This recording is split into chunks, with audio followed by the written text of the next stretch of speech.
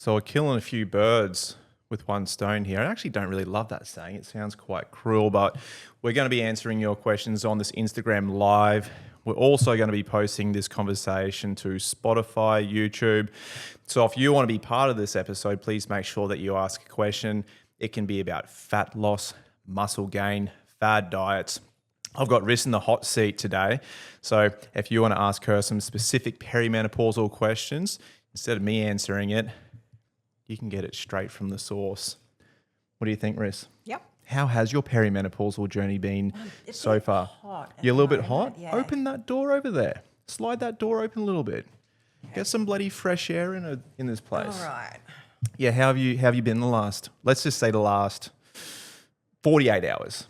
48 hours, pretty good. Pretty good? Pretty good. Had a solid 6 hours sleep last night, which is pretty rare. What about the night prior? 2.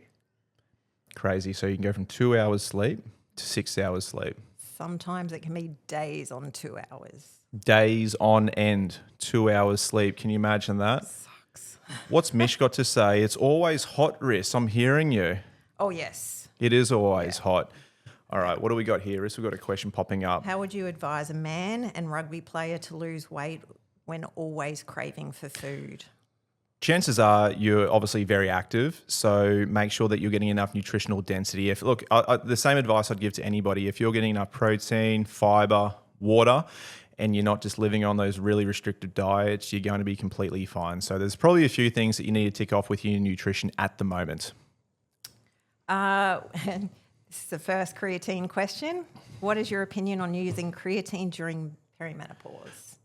Look, Absolutely. yeah, there you go. Creatine is a hot topic at the moment. It is one of the most studied supplements on the planet. People overcomplicate creatine for some reason, but don't think about it too much. Take 5 gram every single day. It doesn't matter when you take it. Put it in your morning coffee and just move on with your life. You don't have to do this creatine loading or do anything special or specific.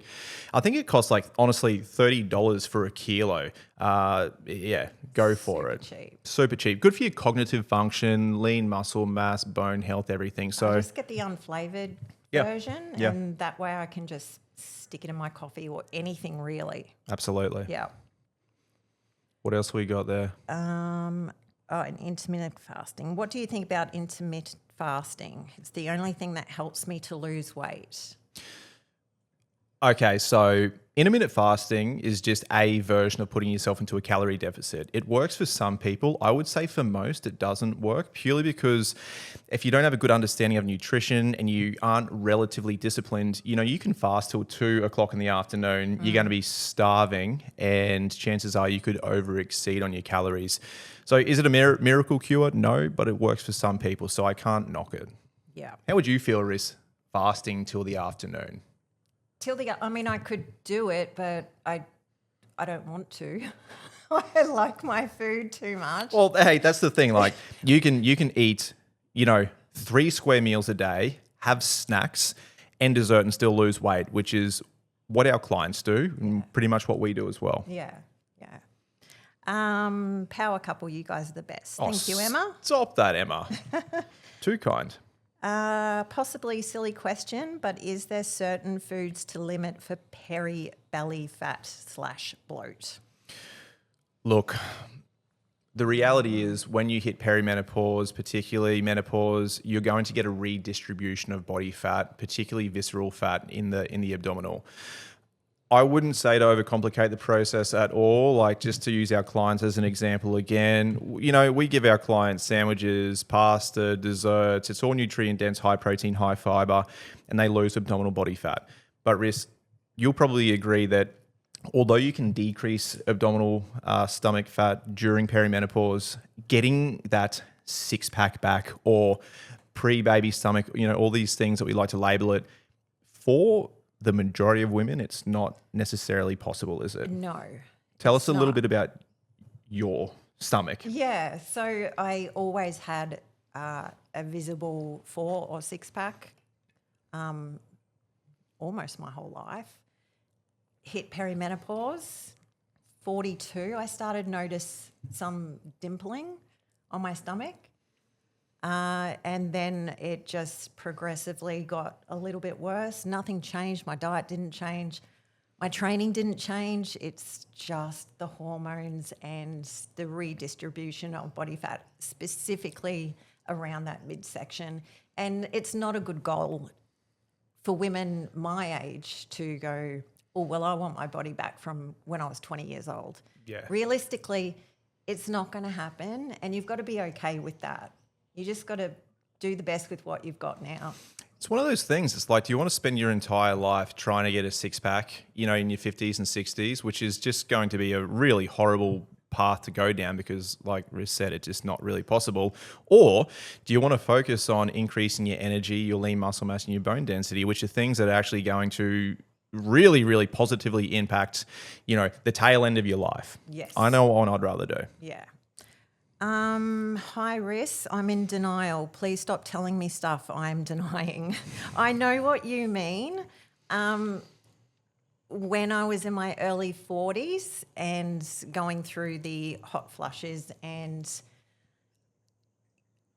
saying that you're perimenopausal, sometimes it's hard because it's like, shit, am I that old?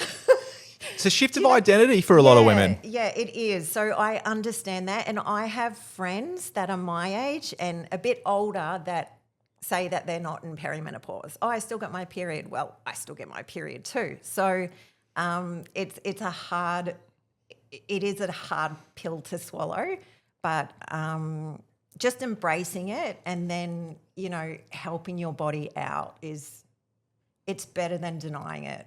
What did you say the other day? I don't remember the exact words you said, but it was something along the lines of like, this period of my life is actually where I feel so much more empowered because you basically don't have any time, effort or energy to put up with any nonsense from anyone or anything. No. Including myself. Yeah. There's no F's given. No F's given. Yeah. That's the best part about perimenopause. Yeah. Yeah. Look at me. Yeah. Like I'm going through it. Yeah. Yeah, it is.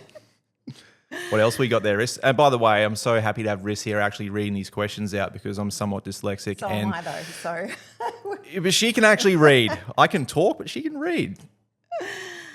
For your lovely wife, is there any recommendations for not hurting anyone? Can we be specific about that? Like, are you talking about hurting people's feelings, hurting members of the public? Do you know what? It's the thought that counts. I have fake fights in my head all the time. Go for a walk, they say, for mental health. When I'm walking by myself, all I'm thinking about is that person for saying that. So maybe having those fake fights in the shower is the best way to possibly not have one of those mass public bashings or whatever it sounds like you've got planned. Mark, with creatine, do I need to watch my liver or kidneys? No. Too much of something can always.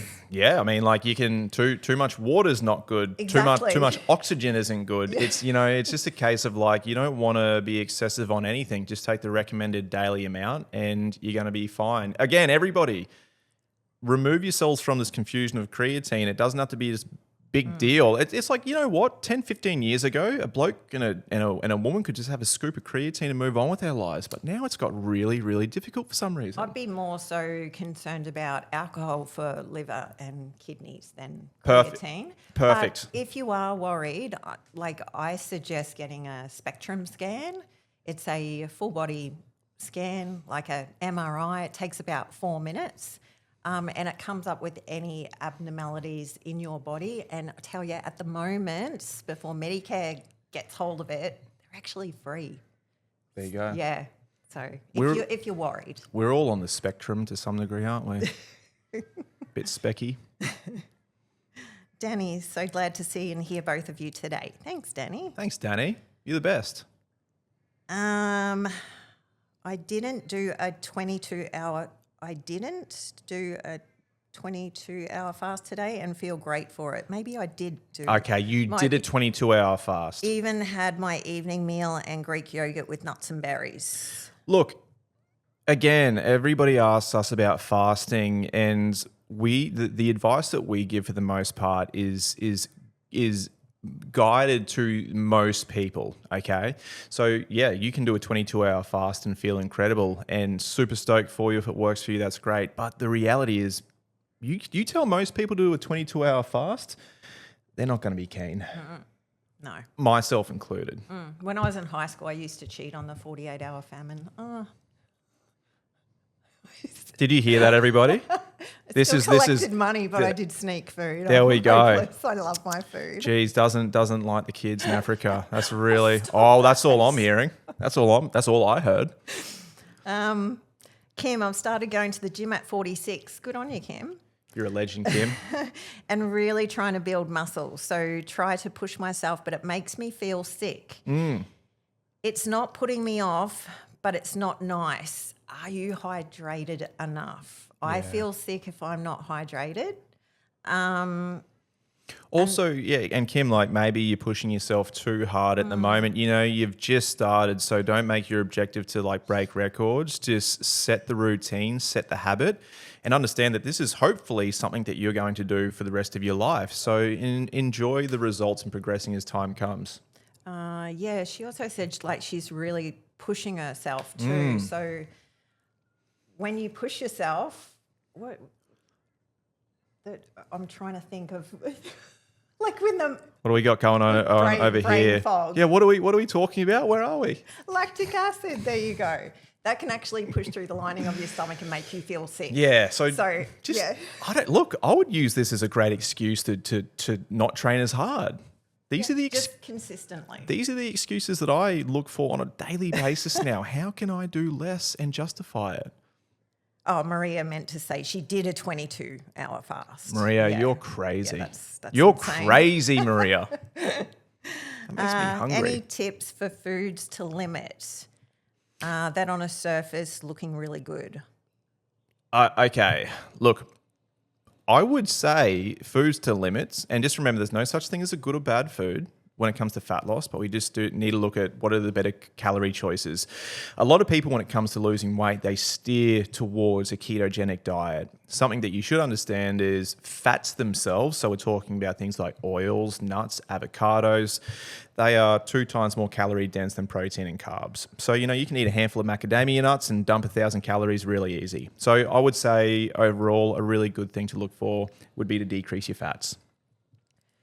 Andrea, I'm really struggling to lose weight/size with 2 strength training and 2 Pilates after having a kidney transplant. I'm sorry to hear that.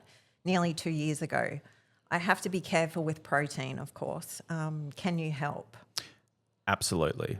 If you need help with a specific custom plan to make sure that you're getting adequate protein targets, fiber, water, the lot, and you just want to decrease in body fat, we can absolutely help you with that. Mark, can you suggest how to get rid of visceral belly fat? Mark, again, you can't specifically target that visceral body fat. Overall, you just want to put yourself into a calorie deficit and ensure that you're being consistent with it. And of course, you know, if you're looking at everything else as well, getting enough water, getting great sleep, definitely incorporating some form of consistent strength training, all of those things overall are going to help. Yes. Do not slurp that drink, Mitch. I'll slurp. You know, who said that? Who said that? Misha? Stop. That's horrible. You love it. I am using certain medicine which makes me gain weight and have a high discipline in sports. How would you advise me to get in shape? Look, in terms of medications, That can be a hard one. it can be a hard one. I'm not going to lie, we don't really advise anything when it comes to medications. This is something that you're going to want to talk to your specialist about. But on top of that, I do also say that many people assume that they're doing the right thing when it comes to their calories and losing weight, and you could be in the complete opposite direction. So the first thing that we would be looking at is what are you actually doing with your nutrition, and we take things from there, because there's a very high chance that maybe you're not in a calorie deficit and you're not on the right path. Amazing. Thank you. Yes, I have never had a 6-pack, but never a gut. But definitely realistic on not getting back to pre-baby body. Yeah, that's good. I'm about to turn 50. Great. Thanks so much for the advice. Six packs Yeah. are overrated, okay? And look, if I'm to be honest, I think the world would be a better place if people with six packs just lived their life in silence, okay? You know, they don't mean much. They're not a representation of your health, your fitness. It's just a genetic thing. Like anybody who's got a six pack, it's the result of being in a calorie deficit, and you've just got that genetic makeup that allows you to have a six pack. Nearing 52, it's more important to be strong and look after your bones. You don't want to be thinking about six packs in Then your 50s and your 40s. depleting nutrition to try and get that six pack. Imagine that. You know, Mary asks you, hey, do you want to go out to dinner on the weekend with the girls? We're going to have some pasta and just maybe one glass of wine. No. I'm staying home, eating carrots. I'm just working on my six pack goals. Please. It's not nice. No. Is it? No. Hey? Do you recommend a more natural approach or the patch from a doctor? Four? Is that for HRT? If you're talking about HRT it right up. Go straight to the source. There's some women that can't, of course. Of course, yeah, if advised. Yes. Yeah, if you can take HRT, Riz, I mean, There are natural approaches as well if you can't take HRT. So seek a specialist. would you say the natural solutions are divorcing your husband? Maybe we talk about killing each other all the time. We do talk about killing each other. I'd like to poison you. Yeah, wow. Just Is that how you would kill me if you had to kill me? think so, You'd yeah. poison me Yeah, just slowly or like in no, one just hit? slowly. So you need me. Slowly. Okay. I'm going through it, but I just keep training and competing. I'm 55. Wow, that's Look, awesome. I've got to take my hat off to all these women in their 50s who are doing like long distance running and ultra marathons and stuff. I see it happening all the time now. Like, I don't know how you do it. I'm a 36-year-old bloke filled with testosterone and I ain't doing no ultra marathon.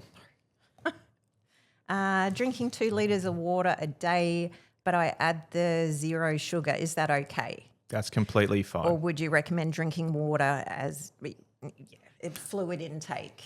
Look, obviously, the closer you can get your overall water intake to just water itself is ideal. But let's be honest, a lot of people don't like drinking water. So if adding some sugar-free cordial or having like a sugar-free Powerade or, you know, something like that, completely fine. Yeah. Thing I found with PT is don't focus on the bad bits. Focus on the shit you can do. That's a good way to- yeah.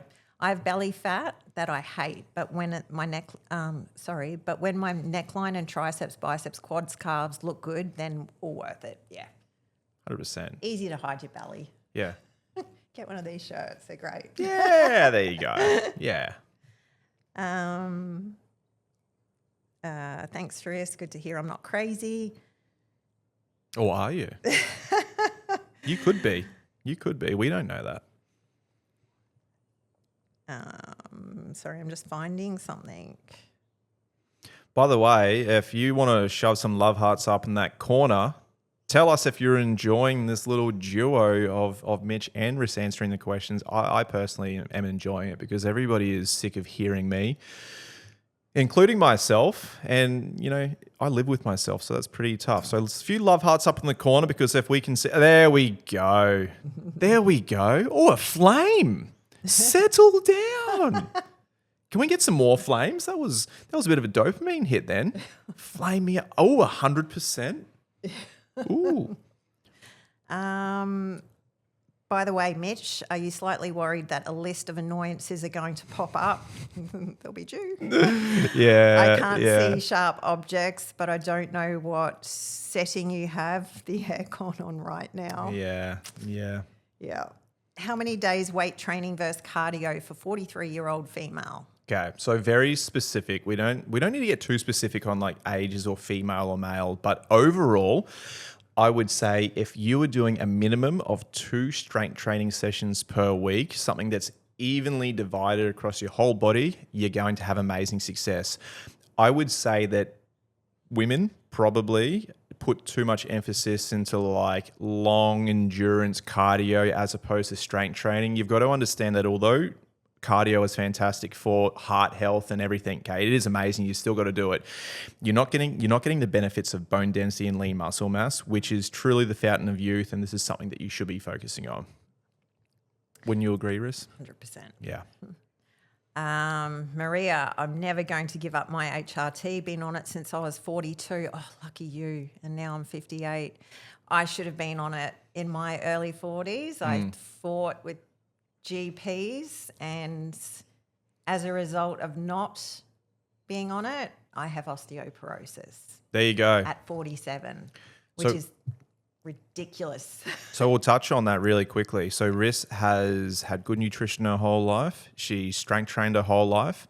And as you said, she's got osteoporosis, okay? Not in her whole body, just in the hip And lower back. and lower back.